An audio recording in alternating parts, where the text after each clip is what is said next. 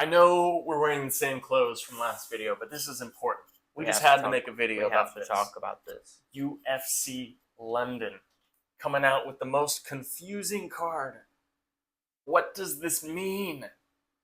I feel like I'm talking to aliens or something. I'm trying to decipher the Da Vinci Code when the UFC is giving us matchups like this. Like, what does this mean for the division?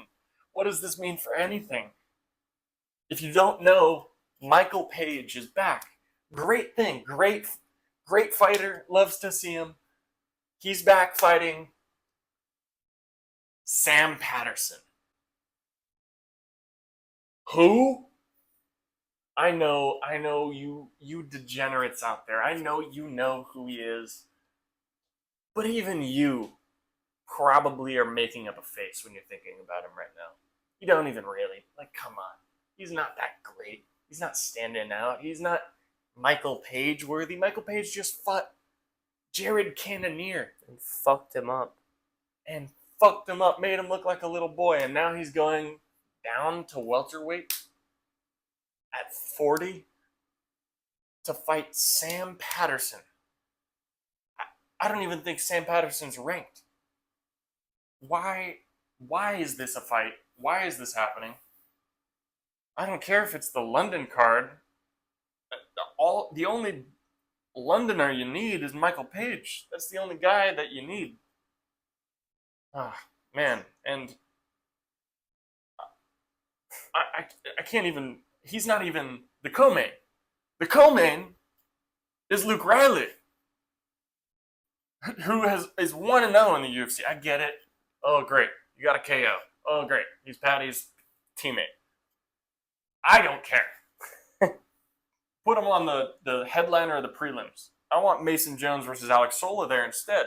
Because that would be a cool fight for the main card. I want them to get a pop from the crowd. I don't want these British dudes to not even be in the arena yet while that fight's happening. And then they're there to see Luke Riley and they're going to say, oh, Patty the Patty. Oh, blah, blah, blah. Who cares? I want to see Michael Page in the co-main. I can't even. That's like, I would rather even see Kurtis Campbell in the co-main instead of Luke Riley. Luke Riley was losing that whole fight before he came back and got a KO. Yeah. And I know I've been avoiding it like the plague because I don't even like mentioning this guy because he's like Voldemort or something. Movsar. Ugh. Makes me shiver. Movsar Evloev.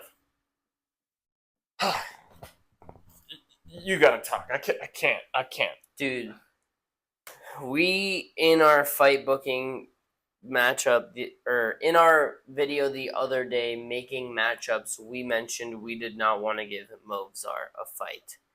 And we have been very adamant about Rowan Murphy deserving a title shot. He should have fought last weekend. Guys, if the UFC wanted to make this fight, this should have been done months ago. This should have been done before Volk and Diego fought. They should have just booked Volk and Murphy, but they didn't. So this fight should have happened on 3/24 or literally the fight before on 3/25. The timing on this is just egregious. Now Volk is waiting between Movsar and Rowan. What the UFC will try and do likely is put John Silva in for a title shot, or Volk just has to wait, which is just a horrible idea in a year when you need the most activity from your champions. The White House card, they say they want 5 to 7 champions on the card. How are you going to do that if these divisions are moving slower than a turtle? And that's just what they did. Lerone Murphy got fucked, and they just screwed over their division. There's a clusterfuck at 145. 145 is now going to become like 155 a few years ago when it was just Chandler, Gaethje, and Poirier just all remashing each other. The same thing's about to happen with 145. Like, if Jean Silva gets this title shot, that's ridiculous. He just 1 fight ago got slept by Diego Lopez. And then he won against Arnold Allen. It was a solid fight, and I do think he won, but it wasn't a crazy, spectacular performance. He needs The at least biggest one more. highlight was jumping off of Arnold Allen's back. Mhm. That is not a title shot worthy performance. There has to be some sort of explanation to this, because if the UFC genuinely was like, guys, let's have a meeting on who MVP's next fight should be, and some guy goes, I want Sam Patterson, and the whole room goes, yes, that's great matchmaking. We're cooked. The Brit UFC versus is fucked. I'm telling you guys right now, that's actually what happened. We're cooked. All we can hope for is that the reason that we're getting this fight is because someone wouldn't accept, or Michael Venom Page insisted on fighting at 170. But guys, this is a pretty disappointing card in my opinion.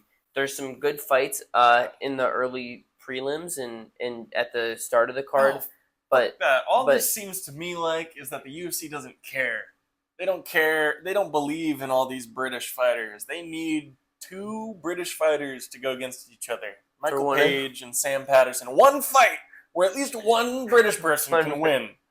Because all that tells me is every other fight, they don't see one of these guys having a standout performance. You hear that, guys? Everyone bet the house against the Brits on this card. The UFC clearly is. Well, guys, that was our reaction to UFC London.